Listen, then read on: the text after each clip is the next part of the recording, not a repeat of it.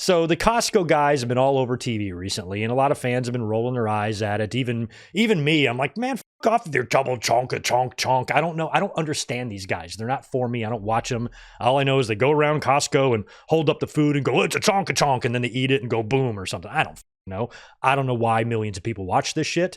But then the more you kind of see them, and the more they're on TV, you realize that the fans are not exactly hating this. This is good promotion. This is somebody that has a huge internet following, millions of people. And when we look at all of the examples of celebrities or people in pop culture or people that might have some fame coming into pro wrestling and how many times we've seen this, dating all the way back to successful things like Andy Kaufman, to extremely stupid things like the Muppets and everything in between.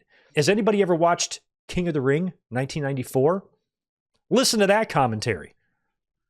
And think about Art Donovan, how unprepared he was, how he knew nothing of what he was looking at. How much does this guy weigh? Big Boom AJ used to be a wrestler on the independent scene in Jersey 20 years ago, knows how to work, knows how to promote, more importantly, familiar with the AEW product, did a great job in his program or feud with QT Marshall. I didn't really care much about it, but for what they did, it was good and it was incredibly harmless. And they had a 0-hour match on the pay-per-view pre-show that did great. The fans were into it.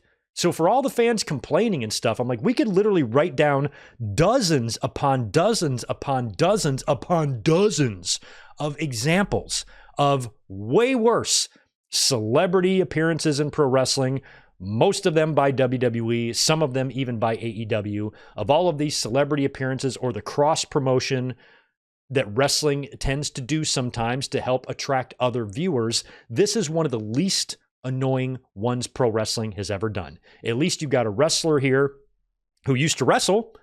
Did you see his promo? He checked all the boxes, mentioned the fucking town, mentioned the building, did all the things you're supposed to do in a promo, took it seriously, and was a total pro. And then here's the icing on the cake. After they have the match was over. I hadn't gone to work yet on Saturday, so I watched that match on YouTube on the 0-hour. The fans were into everything. The match was not bad. It was actually good considering that, you got an older guy in there who at least used to wrestle, but hasn't really been in the ring in about 20 years. And they had a really good match. They were doing superplexes and power bombs and all sorts of shit. It was really good. And even the Big Justice got involved, got in the ring and speared QT Marshall, allowing Big Boom AJ to hit him with the power bomb for the win. They had the Rizzler. I don't know who the Rizzler is, little kid. He keeps going like that. But that little kid knew when that red light was on because every time the camera was on him, or whatever the hell that is, he knew to do it. Big Justice, same thing. These guys were on, I think Big Boom AJ was with Tony Khan on, I don't know, one of them stock channels or something, Fox Business or whatever it is, talking about promotion. And Tony Khan seemed to be very much enjoying working with AJ, even learning a thing or two from him in terms of promotion. So this cross promotion was actually something that benefited all parties. And that's what you're looking for. That's all I ask as a wrestling fan. If WWE or AEW is going to bring in some sort of celebrity, remember back in the Raw guest host days, fucking Jeremy Piven and the Summerfest and all of that stuff, those are the ones that annoy me. When you parade out celebrities who don't give a single solitary gluten-free fuck about pro wrestling, know nothing about it, are only there to promote their movie or whatever stupid shit they're doing. This is the exact opposite of that.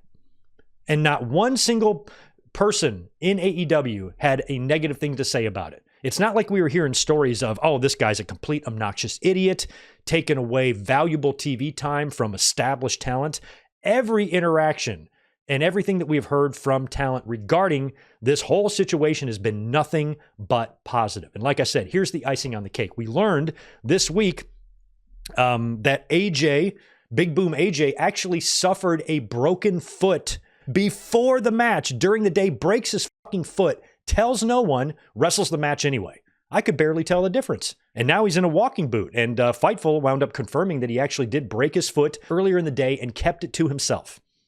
So he didn't have to disappoint fans who bought a ticket to see him and waste all of that promotion for the match, because if he would have told the doctors he broke his foot, they might not have cleared him. And then all that promotion, all that work, he would have been left with that guilt. That is a pro.